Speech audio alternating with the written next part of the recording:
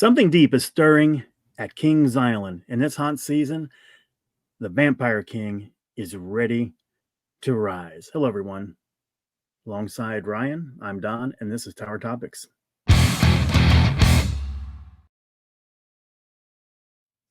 Tower Topics is a podcast by Kings Island fans for Kings Island fans, because that's who we are and that's who we care about.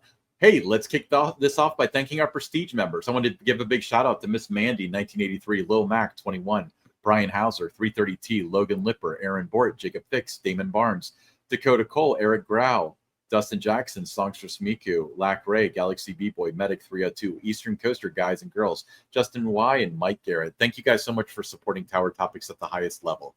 That's the Prestige level. If you want to be involved in Tower Topics, there's a link in the description.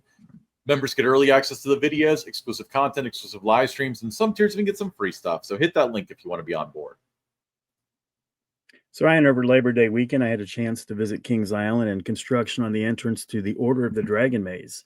That's taken shape and looks really good. This all new haunt maze, it plunges you into the vampire's lair where damp stone, spilled blood, and anguished screams set the tone. Fanged creatures, they lurk in the shadows, but none are as fearsome as the dragon himself. It's relentless, violent, and consumed by an insatiable hunger. The question is, will you make it out alive or become part of this or his eternal reign of terror?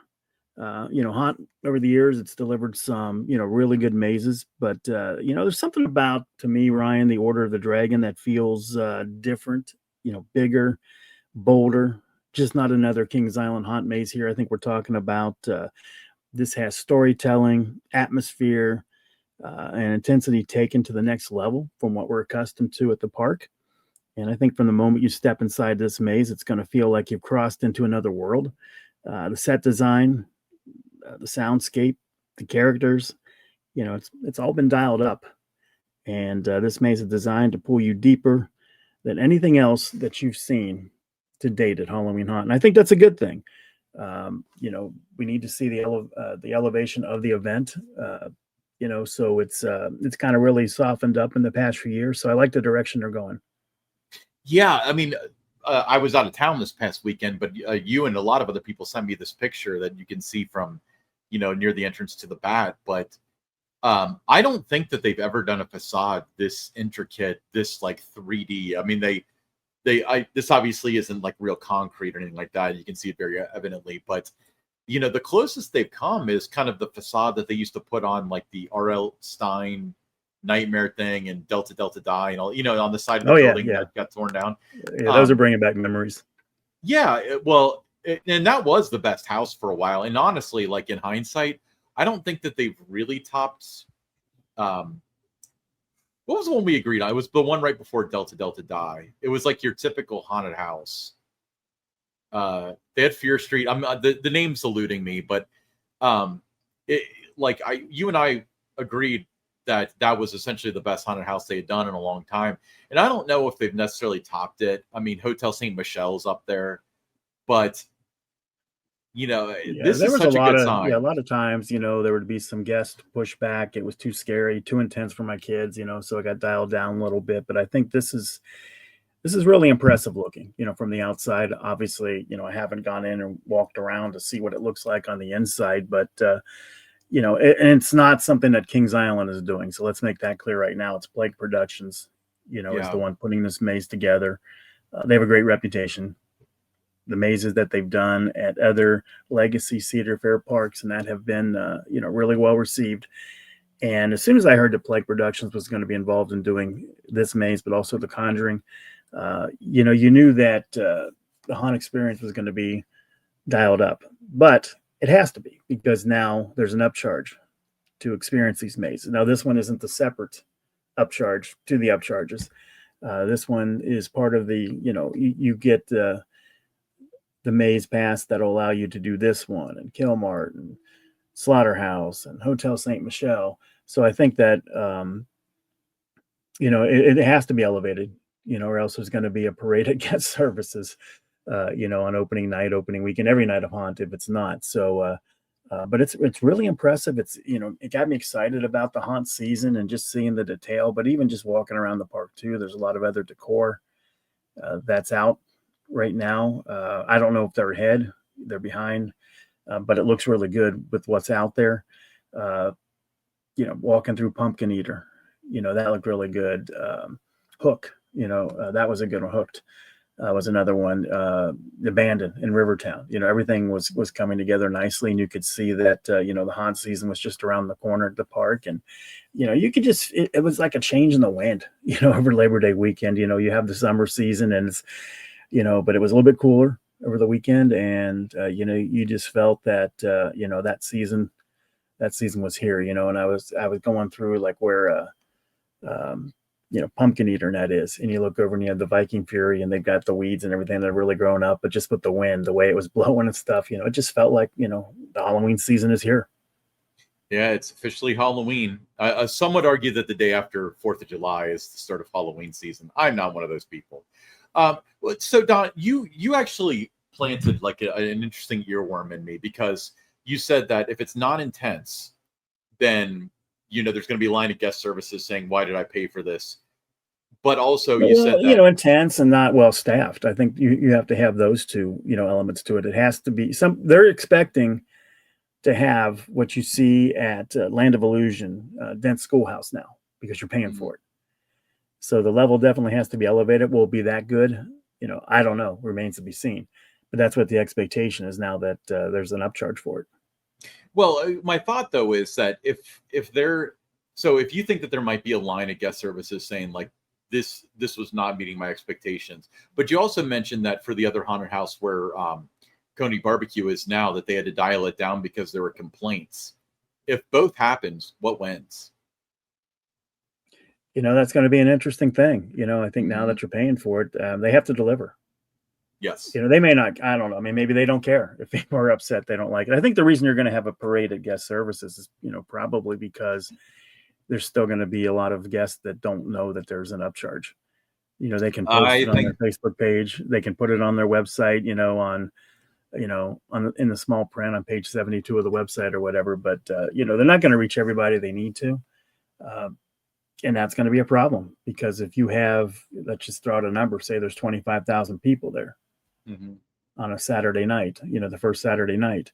Out of 25,000, I would say probably, good 15,000 of them probably aren't going to know. For them, it's just something that they do. They don't really follow it that closely. They're not in the Facebook groups and all that. And I would not want to be working guest services the opening weekend if it's not a premium experience. Well, I'm going to give you my opinion on it, because it seems like you, without so many words, I don't want to put words in your mouth, but it seems like it almost could go either way, where, if it's too intense, yeah, they're going to complain about it. But and at if the it's same time, not intense, if it's not intense and well staffed, they're going to complain about it. So, welcome to the Halloween season. Well, but I also think they have ammunition. It's like, you paid for this. Like, it's not like you wandered into this maze. Like, you paid extra to do these mazes that are intended to be scary. Like, what did you expect? I think that with proper communication, saying that this is a stepped up experience and, more intense and may not be appropriate for children. I think if they do that properly, which I think they will, that I think that they can at least have an argument against like the whole, your vampire scared my kid. It's like, well, he's not supposed to hug your kid. That's Santa, So yeah, it's going to be interesting for sure. And, we're only a couple weeks away, as this episode drops, from it. So hopefully the word gets out there, it's better communicated, than it has been already. It's not been the lead kind of a story for them, whether it's been on their own channels. There's been nothing on their blog since May.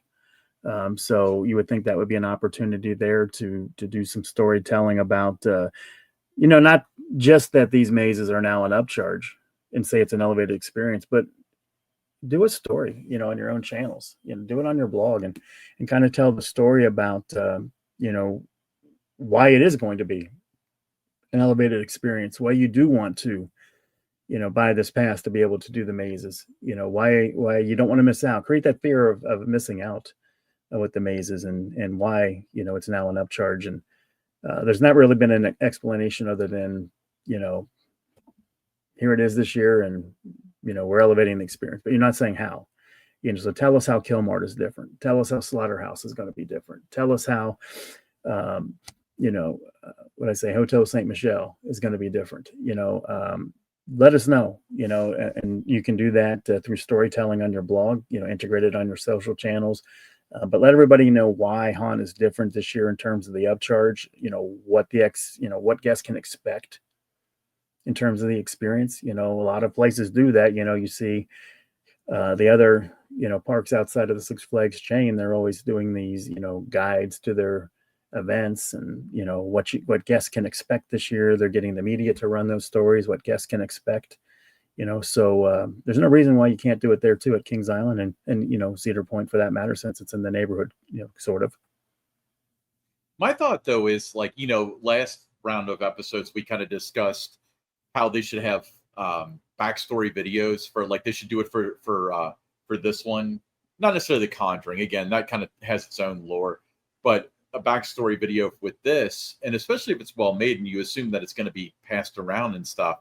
If you end the video with, buy your Haunt Maze Pass for $10 or something, that's part of the messaging there at that point. Yeah, as low as $10, because that would be like on the Thursday night. You go on a Saturday, it's not $10. So let's make that part clear too. You got to read the fine print and know, Sure. you know, that it's not that price. And you know, but I do think, you know, in talking to some people too that are closely involved with this, they feel that, you know, they've never done anything to this level, both with this maze and the Conjuring, and they feel that that's really going to take the event to a whole new level. But my hope is you just don't rely on those two, and everything else is still the same. I mean, you still have to improve the other mazes too.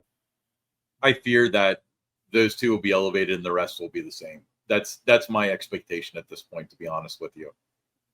Yeah, well, that's going to lead to a lot of disappointment if that's the case. You know, if they haven't. I mean, especially if, like, because you and I mean, we rattle off the names of these mazes, and we can probably tell you the approximate year they came in and so on. To the average person, they may not even realize that this is a new one. So if they're like, okay, I don't want to pay for the expensive maze, but I'll buy the as low as $10 pass for the other ones, and they're all exactly the same. Like, this one's just going to be part of the fodder for it. And yeah, they're my going to wonder understanding why is they paid for something. they have bought some new props and that to put in some of the existing mazes, you know, to kind of freshen it up a little bit. So that's good to hear. But props are one thing, you know, it's still going to be the staffing levels that are going to determine how good those mazes really, you know, end up being. I'm curious as to what this is going to look like in several years, because on one hand, if they're charging extra for this, then they have to perform. On the other hand, they've taught themselves pretty well that, if they offer unlimited anything, people will buy it and they don't really have to deliver on it. So I'm here. So I really think that it's going to be, elevated for Conjuring. I mean, Conjuring's not even a haunted maze. That's got escape room vibes to it or something, I guess. You know, it's funny you mentioned escape room. You know, the people I was talking to about it said, yeah, it has some of those like element feels to it, but it's not an escape room because they do let you out. Well, even escape rooms let you out eventually, but but this one they have to keep moving you because there's people behind ready to go. So, you know, you have to kind of keep moving through it. You can't just stay in the same room for an hour trying to figure it out. Yeah. So it's also going to be a matter of, they talked about smaller groups, more intimate experience. Are you still going to be rushed through it where you don't get to see anything? Because that's going to be something that's concerning. And I've got a feeling that no matter what, eventually, like on the busy Saturdays, that's going to happen, because it seems like a lot of people have, the Conjuring Plus Express Pass or whatever. The lines are going to get long, and they're going to want to push people through, especially closer to the end of the night. Right. But that's encouraging. I had not heard that they purchased new props for the other mazes and stuff. So that's kind of exciting that there at least will be a difference. It'll be something for us to look out for when we do the classic mazes. But if you were to guess, which one do you think will be replaced next year? Assuming they're replacing one or two every year. If they have to replace one next year, my guess would probably be either Killmart, or what's the other one? The Alien Abyss, is that the other one? Yes. I think it'd be one of those two. And I would probably replace the Alien Abyss. I think that's the one that's the weakest from what I've seen. Kelmart's still, even though they don't often have, good staffing in there, and sometimes you'll go through and there's one or two scare actors in there. The other one I think is still, on the lower end. I think Kilmart still has some cool, vibes and feel to it as you're walking through it. So I think they get away with it, there a little more than they might the other one.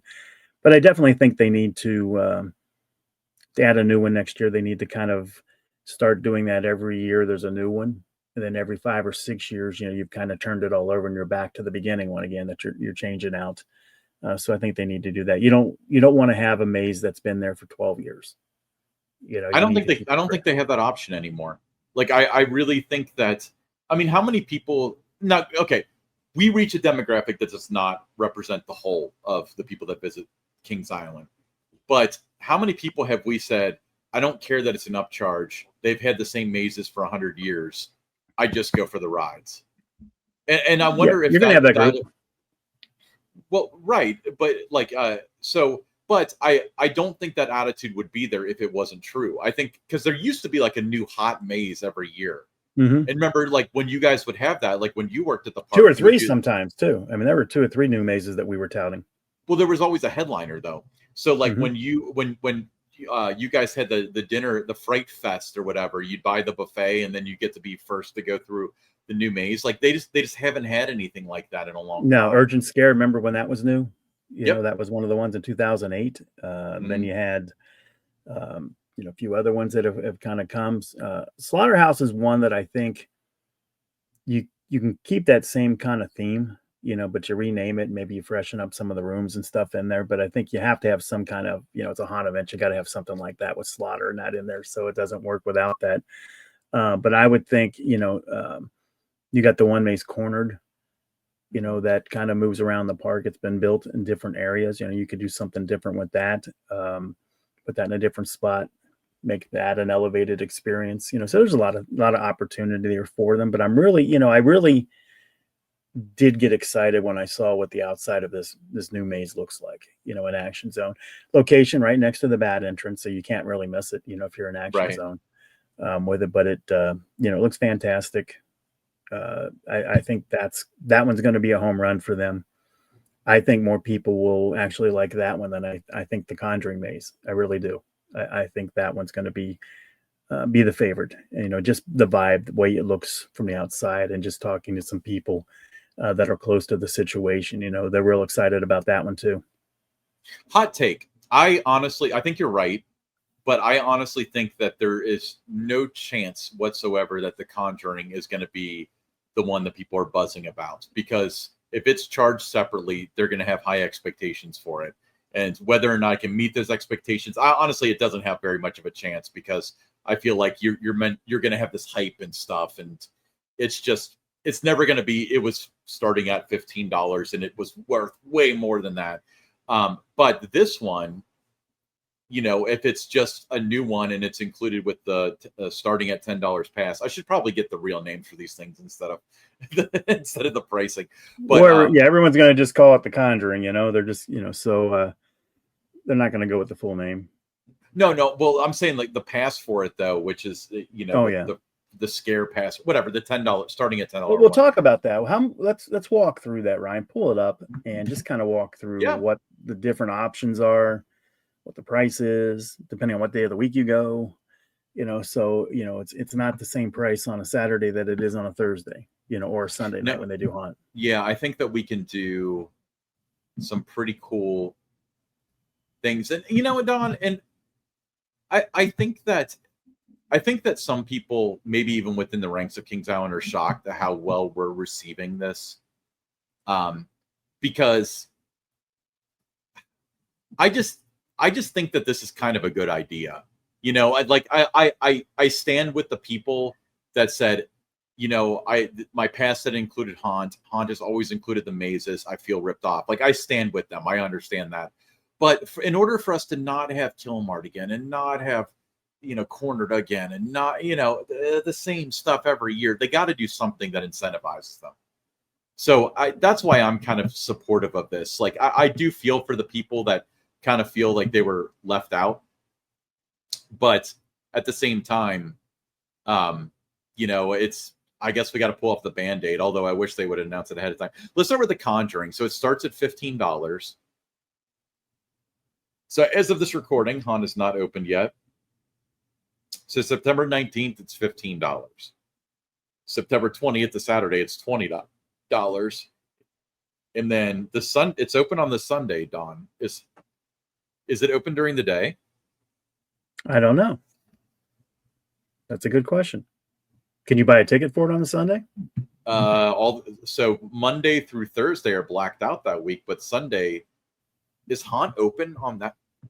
Let's take an aside here real quick. On the 21st. This is a good question, because people are going to want to know. And if not, the park needs to know about it because they're selling tickets for a day that it's closed. Maybe it's open during the day. Like Cedar Point used to do mazes during the day. I think Kings Island did under the Paramount years. Okay, I'm pulling up the calendar. I don't think it's necessary to share this.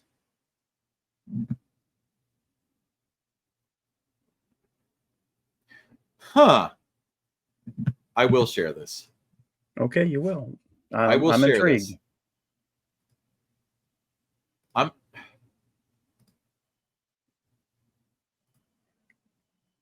So it is open. It is open. Yeah, I'll share. It is open during the day. It's open until 11 p.m. Okay, so that's a haunt night. It is a haunt night. Yeah. Yes, well, yeah. Anyway, I'm just going to read off what I have here rather than going through sharing. So Sunday, the 21st is a haunt night. That's also $15, by the way. The 28th is a haunt night. Every Sunday in their calendar is a haunt night. I did not realize that. And then on top of that, Don, it's just the first 2 Thursdays that are not haunt nights. Right. Okay, but to put it in perspective, so let's say Friday, October 31st. How much is The Conjuring? Oh, $15. I did not see that one coming. Okay, what about, say, the second Saturday in October? Second Saturday in October coming up. So that would be the 11th. That's $25. So it's $25 on Saturdays, $15 on Fridays, $15 on Thursdays, $15 on Sundays. So it is not dynamically priced. It's very basically priced by the day. So did you see them? We talk about Thursdays, and we've seen a lot of parks either cutting days, switching around hours, not cut the Wednesday haunts. So it used to be a daily thing for decades, and now the Wednesday's gone. So could you see a situation where they don't stick with it and the Thursday nights get cut? Yes. But I hope they make that decision before haunt starts. That would be a little rough, because they've had plenty of time to backpedal on that if they needed to, Right. Okay, so let's go on to the attraction pass. So this is for all the mazes with the exception of The Conjuring. So Friday the 19th, that's opening night, is $10. That's Saturday is $20. Not bad. And oh my God, this one's dynamically priced. Friday the 26th, September 26th, is $10. Saturday is $30. My gosh. What about on that second Saturday in October? Second Saturday, which is the 11th. I'm kind of afraid to click on this, Don. Oh, it's $30. Okay. And then the Express Pass is $79, but right now you can buy the season-long Express Pass that includes The Conjuring for $99. Yeah. Okay. Columbus Day weekend. Okay. If you're going on that Saturday, here's a pro tip. Buy this product, for all the mazes, because that is historically the busiest day of the year at Kings Island. And at Cedar Point, for what it's worth. Yes, at Cedar Point. A lot of parks in the tire industry, it is. So, you definitely want that product at that time. So Ryan, like I said, I'm excited about this new maze. I think, like I said, just how it looks from the outside, with the entrance and that taking shape. The backstory, I like that it has that to it, so there's a little bit of storytelling, with it. Everything I like about a maze, in terms of how you position it. is something that I'm all about. So I really can't wait to experience that. I hope our listeners, want to experience too. And we definitely, if you're going the haunt opening weekend, let us know, what your thoughts were. Was it worth, the upcharge? Which was your favorite maze? But I think this one's going to be one that kind of emerges at the top of everybody's list. But um, moving on, there's some fencing and that around the crypt building, where the Conjuring's going to go, and everybody's speculating what it could be and what's going to go in there. It's going to be the Conjuring bar. So that's where the hockey game, the soccer game, the axe throwing game, all the things that never worked out, for the park, never had much business there. It's going to be a bar. And I think that's going to be really, really cool. And if you've gone to a place like you have, Ryan, with Universal and how they do it, with Wearing the a bars shirt now. yeah, there you go. But I think that's going to be really cool and add to the experience as well to have that, and some merchandise and that there for the Conjuring. So, look for that to be ready to go on opening night. Yeah, I think that the last on Labor Day, I believe Tony Clark was there, and he's the one who kind of told that story. Because I had a couple of people telling, like I said, I was out of town, but I had a couple of people saying it's going to be a Conjuring bar because we thought it might be lockers for the beasts. So, well, that was something that I asked about that, and if that was possible, and they know that to increase capacity on the Beast and Diamondback, and that they need to get rid of the bins in the station. But where do you for those two rides, they're still far enough apart that it probably doesn't work with a locker situation for both rides. So they'd have to find a way to, and the Beast Plaza area, you could do it, but it would kind of trash up the area a little bit, I think, make it look a little junky. Diamondback would be a tough place to find a spot for those lockers. So I don't know. I think that's going to come, though, that they will get rid of the bins, probably as early as next year. And, you're going to have to, I guess that becomes an upcharge then, you have to pay to ride it. You can't carry your luggage with you. But no, I think the bar, I think that fits. It gives it that universal vibe to it. It is, you got this IP and everything, real high level that you're doing. So I think that'll just kind of, even if you're somebody that's not going to partake, and get a drink in that, I think just the vibe and everything around it will be pretty cool. At Universal, and I've discussed this a lot, they always have a bar and a food stand associated with each maze. So I'm kind of excited in that front. On the other hand, though, Kings Island is not shorted on the amount of bars that they have. And what we have seen in the past is they have a lot of bars. Well, they have that bar in Rivertown, and I've seen the bartender sitting there playing on their phone with no customers, and behind them is the Coke Freestyle, which isn't open because staffing. So I got worry. Better. That got better. There was not too many times this year that I visited so far, and I've been there 13 times. I think maybe only twice was that not open by the train. Yeah. Well, by the train. Well, remember when they had the original list of like the stuff that would be open that somebody took a picture of? Oh yeah. And it said Monday through Thursday, both Coke Freestyles will be closed. So there was at least a long period, and maybe they waited until they got into the core season. But there was a period where both of those were closed. I had never seen the one in Coney Mall closed. No. So Labor Day weekend, on Labor Day, in fact, the drink station by the Eiffel Tower wasn't open. Really? Was not. So, I had to go a little bit further to get the drink refills, but that was okay. Okay. I think that one's important when you have live shows on the bandstand, and you've got a crowd gathered around there. But if people are just passing by and not really, stop there, if you have to close, and we know because of financial reasons and that and the cuts, and you can only spend so much in labor.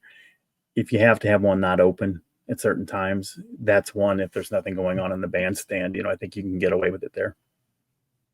Yeah, well, my main concern, honestly, is that this is a bar, or it's going to be a location that's guaranteed to not be open for 90% of the season.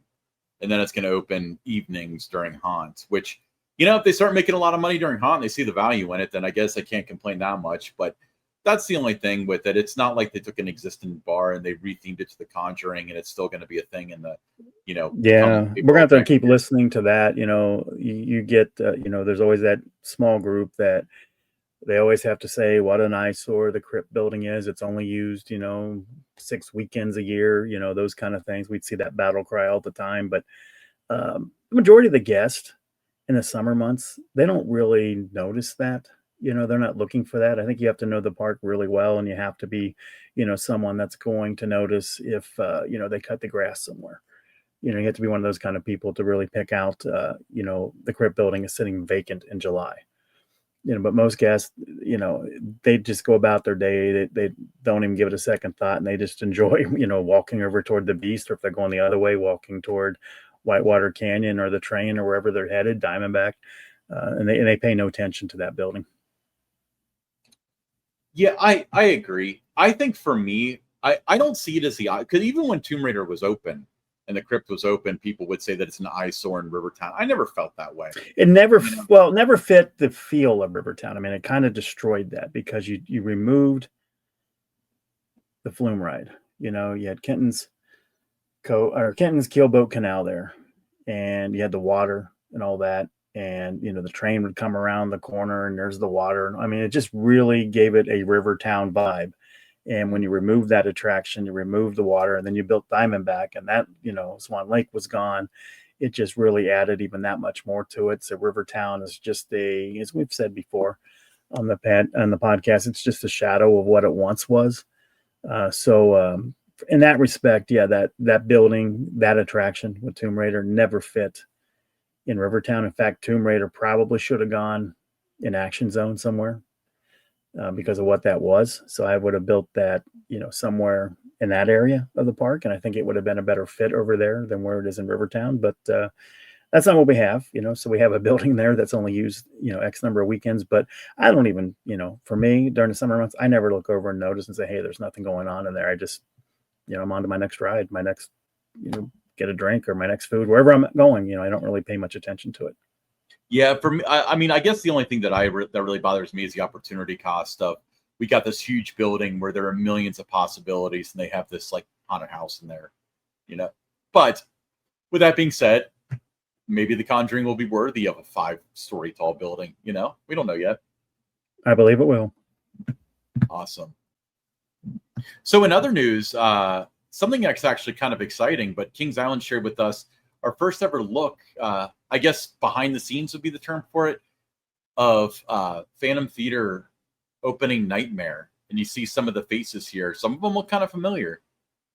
They do, so I guess you could say they're getting ahead of the project here by having these already done. Full steam ahead. I don't stop me. Okay. But no, it's exciting that, to get this first look, and it's great that the park shared that on their social channels, got people excited. There was a lot of excitement, over the weekend about this coming next year. People were getting their last rides on Boo Blasters, but, I talked to, God, it's probably one of the days that I talked to probably more guests than ever. And in one day, and they were, everybody was very excited about what's coming. Some of them are a little concerned, they're saying it's not going to be like the original.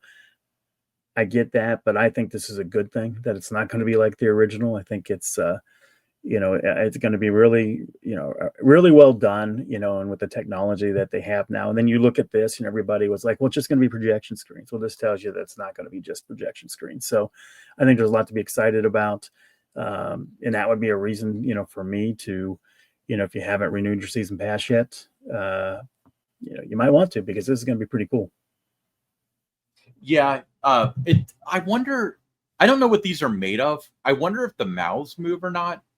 I mean, I guess like ultimately it doesn't matter all that much, but with some of them that have like open mouths, I almost wonder if this is like a rubber mask, it could be an animatronic that talks or something, But Yeah. we know very little about what's actually going to be inside. We know there's going to be something with projections.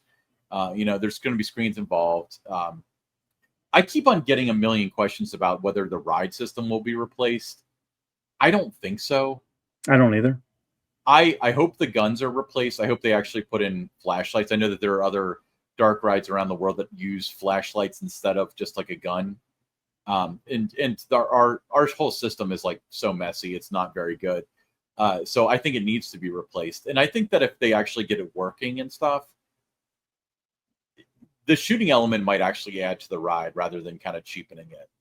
I think so too, Ryan. Again, like I said, I'm excited about it. It was good to see, the number of people that are excited about it.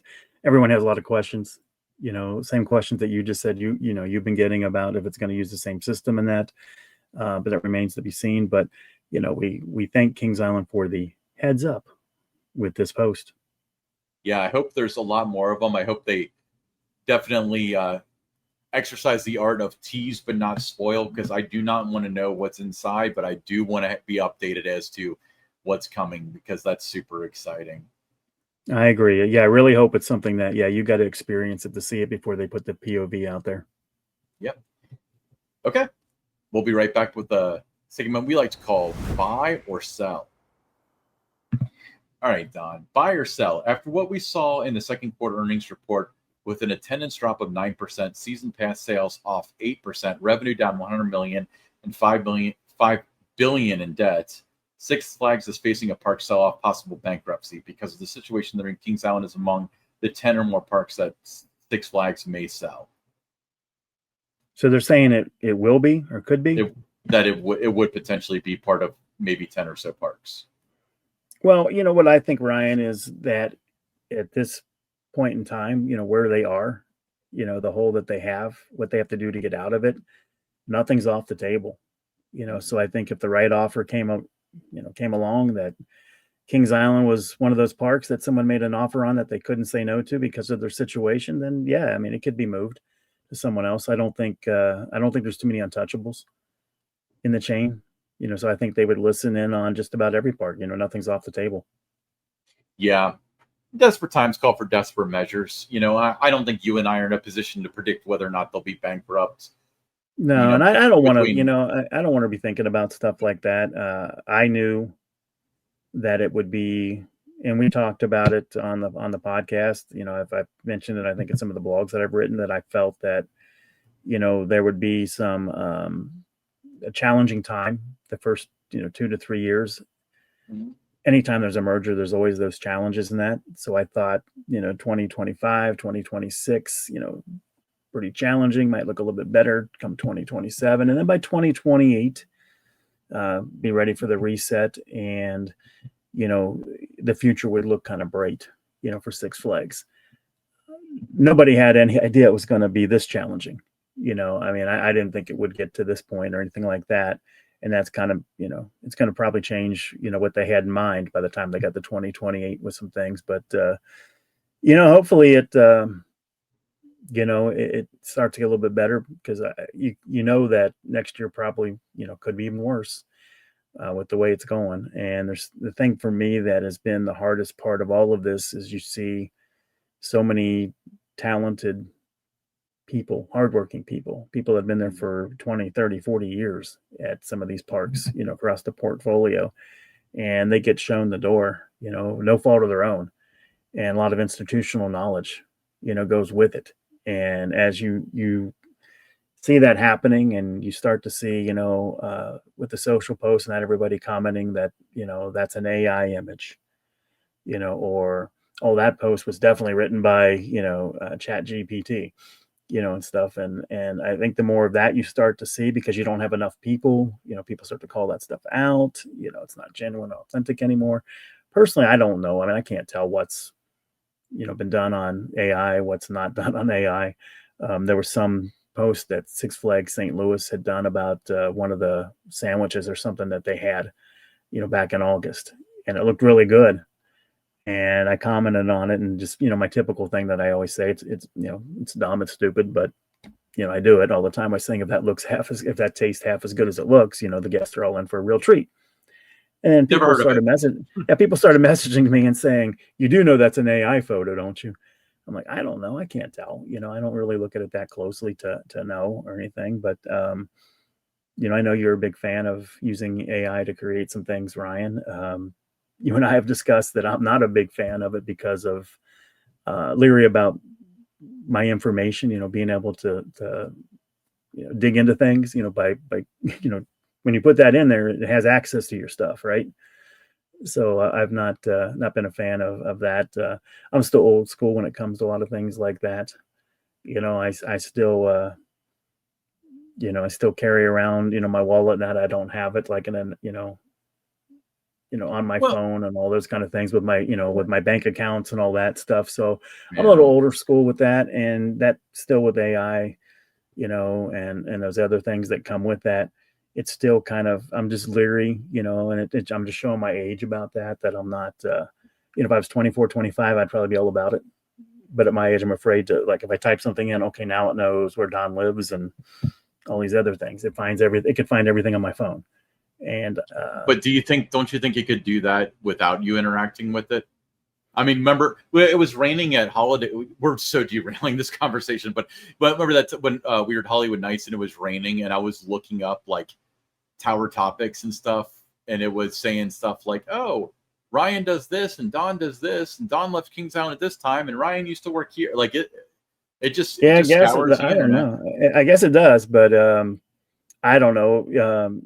If someone out there, I mean, convince me that this is a safe a safe tool to use, and maybe I'll start using it. But so far, nobody's been able to do that. I know toward the end of my time at Kings Island that it was discouraged from using that. That a couple of the parks were, and they brought it up in a one of those summits and that we did, and then the memo comes out, not to use those things. So I don't know. I was just leery about it. You seem to embrace it. My daughter embraces it, so there's things that if I want a graphic or, something, you can make it for me, or my daughter can make it. My wife will use it for some things she does with her t-shirt business, and she'll make some things for me. But I'm just not there yet. Well, okay, let me justify my position with it, because I defended AI at one point in a recent episode, and people were like, "Downvote! I hate AI." But for first of all, for me, I'm not a super skilled like graphic designer. So if I do use it, it's because I can't find a real world image of what I'm trying to do, and I don't have the skill set to like do that. And when when I'm doing people that are not public figures or that are not in like advertisements and stuff, I like to use the AI because it just generates a random person. So it's not like I pulled a picture off the internet or off Facebook or something, and then somebody's scrolling through YouTube and all of a sudden they're part of our thumbnails or something. That's my main reason to do it, just because it makes a nondescript person holding out a credit card or whatever I need for it, to get the message across. But I I don't have a strong opinion on whether AI should be used for art or anything like that, because that's not my wheelhouse. But it seems like there's kind of no going back on it now. No, Uh, my guess, my stance is the result of being a child from the 60s and 70s. yeah. Anyway, um, when we're back, Don's going to send us over the point. All right, this week for Over the Point, we want to congratulate a guest. Her name was Ashton. She was from North Olmsted. She was recently the 500,000th rider on the new tilt coaster Siren's Curse at Cedar Point. I bring this up because even long before I even started working for Cedar Fair, one of the things that Cedar Point was always known for was recognizing the ridership milestones on its coasters and acknowledging the guests that were those people. And even though they've had different people, come and go in the PR department, over the last 25 years or whatever it's been since I started, really following what they were doing there. Start with Robin Ennis. He was always big on the numbers when I would go to the No Coaster con events in Chicago. Wasn't working yet, for Cedar Fair, but he was always, going down the list of how many rides each attraction gave and what the lifetime totals were and that kind of thing. And then Brian Edwards was a PR person there. He was somebody that was, good at promoting those kind of things. Tony Clark now, as you see, is really good at doing that. And I think that's, it's a surprise and delight thing. Ashton had no idea, going there that this was going to happen. And that's something that, she's going to remember for a long, long time. So I wish you'd see other parks do more of this. I know there were times when, I was at Kings Island, we would do that for like the millionth, 5 millionth, 10 millionth, 15, 20 millionth rider on the different, different attractions and that. I remember the Beast when it had 50 millionth rider was on a haunt night. I remember doing that, several years ago. So I would try to do that too, because it was, it was fun for the guest. It was a way that made that visit special for them. It got a conversation on social media. It was something that the news media had interest in and would run stories on. It was a way to, keep Kings Island, out there, top of mind, different times of the year when these things were happening. So I just wanted to touch on that for this over the point, segment, just because I really, really is a fan of the industry and that, just really, really like what they're doing there with that and what it means to the guests. Yeah, it was funny because you said like they'll always remember that. That's what popped into my head. Just imagine, just being an everyday guest, like you're taking your annual trip to Hershey Park or whatever, and all of a sudden, you're given this prize pack and getting recognized for being the 1 millionth visitor or whatever, and it's like that's kind of cool. That's got to make someone's day. Yeah, and it's and it also shows 500,000 rides. Given this ride opened in June. Yeah, You'd always late hear, June. on social media, oh, the ride was down again, all those kind of things. You'd always hear that. But to get 500,000 rides in this short of period of time, tells you that the ride time, the downtime has not been as high, as what's being reported. That it's been pretty reliable for Cedar Point. A lot of people didn't think it fit. Cedar Point wasn't a record breaker or anything like that. It wasn't the tallest, fastest, anything, but it's been a great fit for Cedar Point. And for a lot of guests, I felt, and, people can go back to Theme Parks by Dawn, a couple of weeks before that ride even opened, where I said it was going to be a can't miss attraction and that it would end up being one of the 3 or 4, favorite coasters on everybody's list. And that's exactly what's happened with this ride. But, I think Cedar Point, they have a great ride there that, guests want to, repeat, do again. And I think it complements their ride lineup, really well. Well, it's New Vekoma, so again, it's great to see the company working with them, and it's eye-catching. With the light, for some reason, I've always envisioned the Vortex replacement having an awesome light package. We talked about the Gerstlauer stuff. Maybe something like this in the Vortex plot would have been really cool. Or maybe it's still possible. I'm all about that too. I think you need to do a great light package. It's in Coney Mall, and I think you have Shaker Rattle and Roll has the light package now and all. I think you need to do something that would have a good light package. Whatever goes in that place, whenever that may be. Yeah, I think that's really cool.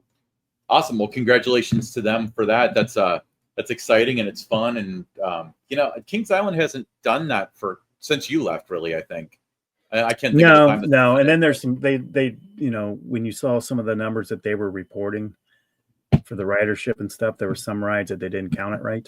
Since 1972, you always took the north and the south side to give the racer total. Yeah, and they were just counting one side, 684,000 on this side and 552 on this. So when they did, 4 rides or 5 rides, whatever it was, that gave over 1 million rides, they missed the racer. Yeah. That ride gave more than 1 million rides last year. So hopefully they go back and, keep track of it the way that it was for more than 50 something years, and just didn't make up new rules about it because, you kind of do the ride a disservice when it has given over 1 million rides and it's not part of that group.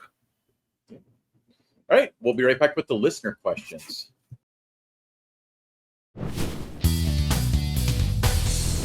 First listener question, Tyson from Huber Heights, Ohio. He said, with the indoor haunts now being an upcharge for everyone, do you see Kings Island in the future using Whitewater Canyon as a haunt again like it was several years ago? I do if that ride gets retired. I think they would do that. They would need to really start earlier than Labor Day. When that ride closes for the year, they need to start a little earlier than that in terms of putting it together to have it ready to go by that 3rd weekend in September. So I knew it was always a challenge before to do that. So I think that would have to be, that's why you would keep that around, after it was retired, you would keep that trough there, the Mm. course for it to do something with Hunt. Cedar Point, has that corn stalkers or whatever is done and something like that. So, yeah, I think that you could see that used again, but I think it wouldn't come until the day that the riders retired. Well, I don't think that Kings Island ever had the maze in the trowel. I think they're referring to when they did like the Headless Horseman and all that and used the keel. Yeah, back there. Yeah.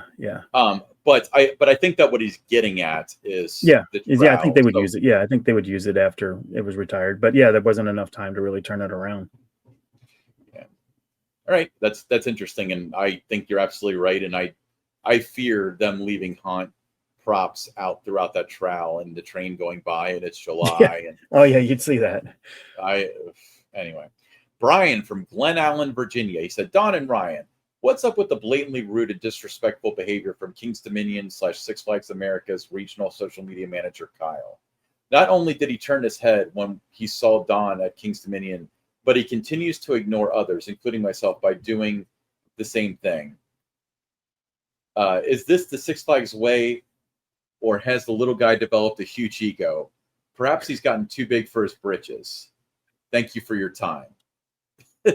Why does that read like a Truth Social post? Okay. For clarity and everything here, I worked with them with Kyle for 3 years at Kings Island. They were the social media, seasonal, content coordinator and all that. Often they were referred to as my protege. So, they leave, they get the opportunity at Kings Dominion. We were in touch all the time, daily, 3 or 4 times a day sometimes. He had a lot of questions, should I do this? Should I do that? They're asking me to do this or that, should I push back? What should I do? So there was a lot of that, and including within like 10 minutes of before I departed, the company, there was some questions in that they had. So we were close. And the moment I left, it went from protege to poltergeist, faster than a flight of fear train, departs from the station, going 0 to 54 in 4 seconds. I just never heard from them again. I was ghosted. So I never had an explanation for why. It was kind of odd that, you're in touch with me daily, multiple times a day. And then, the minute I drive off Kings Island Drive, you're not heard from again, so I thought that, maybe, there would be a, hey, thanks for all you did, after I left the company or something like that, I'm not here without you, that kind of stuff. But that didn't happen. And yeah, I mean, there was a time at Kings Dominion. I was there in the spring, there for 2 days, and, walked within like 2 or 3 feet of me, just walked right past, didn't even acknowledge me, like, just turned their head the other way. So I don't know what that's all about. I don't know what it's about with other people. Like I said, I've not heard from them. What's it been, almost 2-something years now, 2.5 years. So I don't know. You'd have to ask them, what the problem is, why they would do those kind of things. Sometimes, people get in certain positions and they do get like a big head on them, think they're better than other people on that. But they're not that far removed from being that part guest. They're not that far removed from, being an intern and stuff. So I don't know. It's just disappointing, and, it is what it is. May I present a theory? Yeah. So, okay. So I was. So first of all, before you go into it, I do want to say, though, I'm very happy. Mm-hmm. They got this opportunity. I would be their biggest, cheerleader when it comes to the work that they're doing and stuff. I think they do great work with videos and all that. Very passionate about the industry. One of the first things I thought of when Phantom Theater, was coming back, even before it was announced, before we did our episode, when I knew that was coming back, they were one of the first people I thought of, because they were very intrigued about Phantom Theater. They even had like a shirt made and gave me a shirt. I think the last year they were working with me at Kings Island, they were big on that. We did a Q&A with Rick Bastrop together, Yep. Kings Island Theater. They were all pumped about that. So they were the first person I thought of, almost, one of those first people, at least. And, how exciting that would be, if they were still here working at this park, how excited they would be about it. And that I know they're definitely going to come back and visit next summer because they're going to want to, to experience this and that. So, they do, really good work and all that. So I want to get that out there too, that, I'm proud of what they've done since leaving the nest. Yeah. So my theory, and I'm not going to name any names here, but everybody will know who I'm talking about with all these things. So you and Kyle worked together. He was like your protege. I didn't have any involvement at the park. I wasn't with KIC or anything, but I was in your sphere the whole time he was there. And I remember both of us being super excited about Kyle's work. That like nobody had ever done videos like him, or between the two of you, the storytelling with the videos and stuff, like everything was leveled up and stuff. So I imagine, so I didn't see behind the curtain, but I imagine your relationship back then was pretty good. And it was terrific. I'll use the word terrific. And I also know that when somebody else was in the internship spot, who's now in the social media spot, you did not, and you usually tell me what you thought. You had not one crossword to say about that person either. Not one. In fact, I remember when I first found out, that this other person got hired without seeing any of their work, I was like, well, they got a lot to live up to because, Kyle was so good. And you defended them. You said, in a lot of regards, they're better. Everybody's got their talents. She's got some that he doesn't have, and so on. And then, there were definitely some things that she brought to the table that, he didn't.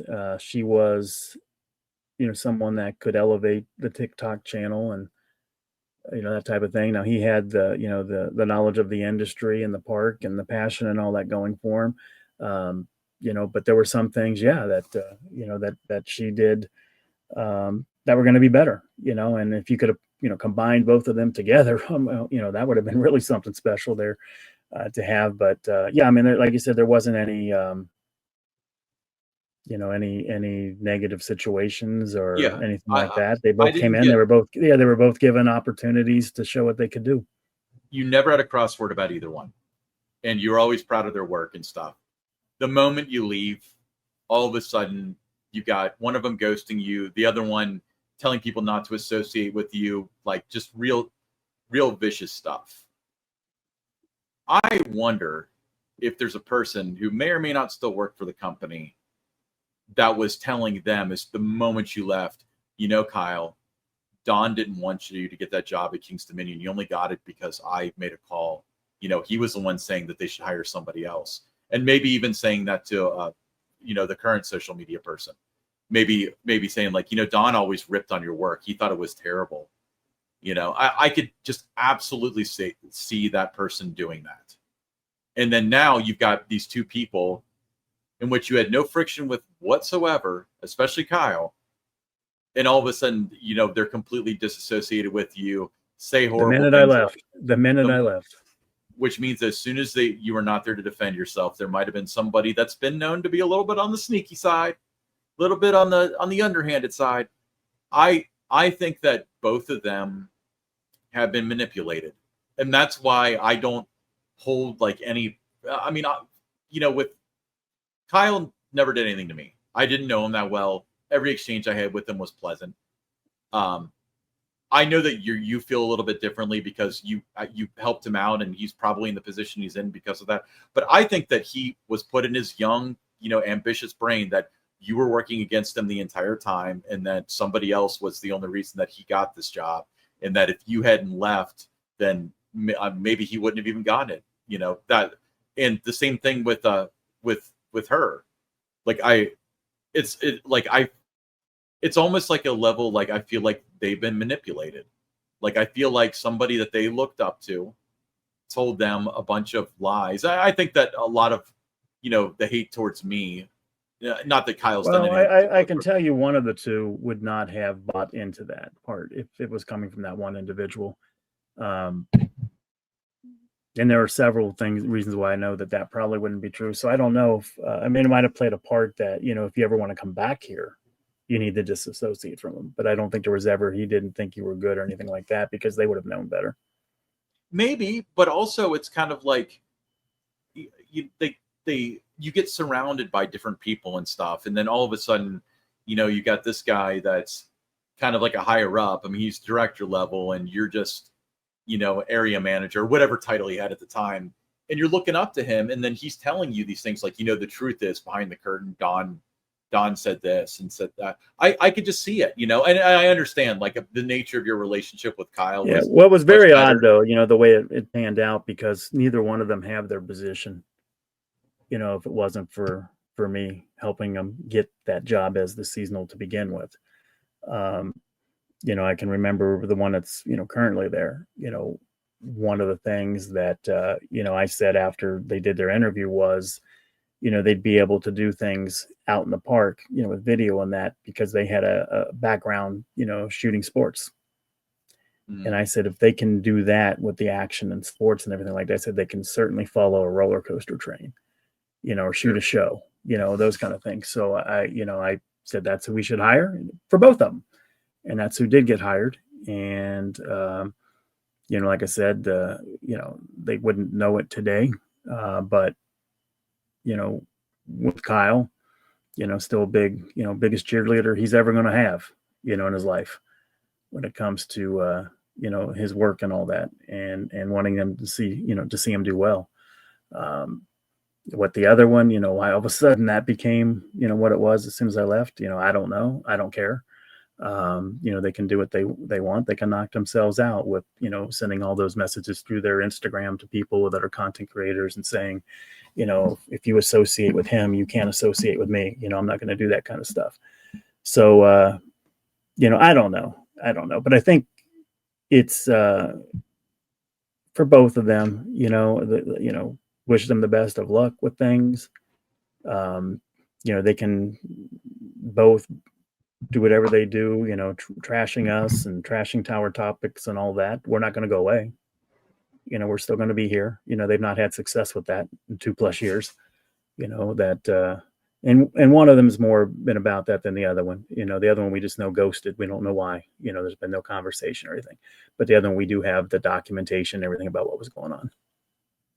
Yeah. Which, I mean, I'm not making an excuse for him. I think that was incredibly unprofessional and just really, really petty. But I think that the core of why you, and probably by extension me, and maybe me more than you, I don't know. But I think that the core of the crux of it is that they were probably told things that weren't necessarily true about. And at their age, they buy into it, right? Young, impressionable, absolutely. You buy into it. Yeah. And then you've got maybe somebody that's a little bit on the manipulative side that is willing to do that to their advantage. And, they fell for it hook, line, and sinker. But anybody who is 22, 23 years old would probably fall for that. But okay. Yeah, but I could certainly see, for both of them, if you want this position, you have to make sure that you're distance from him. If they think you're interacting with him, you're not going to get the job. I could see that kind of thought being put in their heads too. Yeah. And what's funny is that there's only a couple of people we've come to find out that would like have that feeling. Because I feel like, especially like, I feel like you're a little bit more blackballed than me because you worked there. And it doesn't seem like the people that matter are afraid to talk to you or unwilling to talk to you. They're not. Have negative things to say about Tower Topics or anything like that. No, there would be people that, even like Monday, Labor Day, I'm out in the park, and they would see the full-time people coming over talking to me and stuff. And, they know there's no issues with people that, are full-time management people at the park, that, maybe a couple people, take issue to it because of some of the things we say on Tower Topics, that hits a little close to home sometimes. They might take offense to something we might say, but other than that, everybody's been really good. When I see them in the park, they come up, shake my hand, give me hugs, all those kind of things. So, it's not it's definitely not a park-wide thing. It's definitely not a company-wide thing. For sure. You just have a few select individuals who all seem to work in that same kind of department that have that problem. Well, the way things are looking, let's move on. Darren from Atlanta, Georgia. Darren from Atlanta, Georgia. Considering I watch your podcast episodes on YouTube, I was curious to know if either of you have any favorite YouTubers or podcasters that you consistently watch. Love the show. For me, it's Ryan, the ride mechanic. Really enjoy what he does. Learn a lot by watching his podcast. I will watch Coaster Studios, as thousands do. I think I like that he goes places that I'll never get to. Especially out of the country and that. So it's fun to to watch his videos, see where he's been, what his thoughts are and things. Theme Park Brandon, watch him. He's another one that very passionate, about things, and whether he's, you look at his batting average, it might not be great, but he's willing to put himself out there, and you can certainly see the passion come screaming through with what he's putting out there. So those are the three that I pretty much, for the most part, for me. El Toro Ryan, I'll watch his stuff too. Yeah, El Toro Ryan's another good one. The thing about Brandon is, like, anytime his name comes up, he's like, he's always wrong about his predictions. But when he was doing theme park predictions, he never fashioned it in a way where he was like, yes, my sources tell me this or whatever. He was always what I think. What I think. He's like, I think that a flying coaster will be the next one to be perfect for King's Island. It would be stuff like that. So, maybe it was an incorrectly named channel. I mean, he's moved on, to just being Theme Park Brandon since then. But I really like Adam the Woo. He's my daily YouTuber, my daily vlogger that I always watch. I do watch Coaster Studios, Ryan the Ride Mechanic as well. Can't say more highly about him. He's incredible. Poseidon Entertainment's another good like theme park one. They tell like really good stories and stuff about like the history of the saltwater circus or something. I don't know. I watch a lot of educational stuff on YouTube as well. So I will tell you this, that if I'm looking through, you got a channel and I'm looking through the comments and that, if you're watching us, you subscribe to us, that I'll watch you. Yeah, we'd appreciate that. All right. If you've got your own questions, then send them to us. Send them via email if you want to hosts@towertopics.com. That's hosts@towertopics.com. Your name, the city you're from, as well as your question. Hopefully we can feature it on the show. To hit for that, then you can send us a text or a voicemail, 513-399-7538. That's 513-399-7538. If you send us a text, we'll read it just like we did today. If you send us a voicemail, we might just play it on the show. So we'd love to hear it. And we'd also love to have you join the Tower Topics Facebook group that is growing, daily. We get, 15, 20 new members every single day. But love to have you there. That's a place where everybody can kind of, share their interest in the park, their recent visits, if they have questions. It's an area too that, or a place that you're not going to get censored on what you're saying. You're allowed to speak freely there. The only thing we ask is that you show other members respect, and if you do that, you'll be able to stay in that group for as long as you'd like. But just search Tower Topics Facebook group, and hope we'll get a request from you. Yeah, we'd love to see you on there. All right. Join us every Monday, Wednesday, and Friday when we drop new episodes bright and early at 5 a.m. Eastern Time. I'm Ryan Sir, along with Don Helbig, and this is Tower Topics.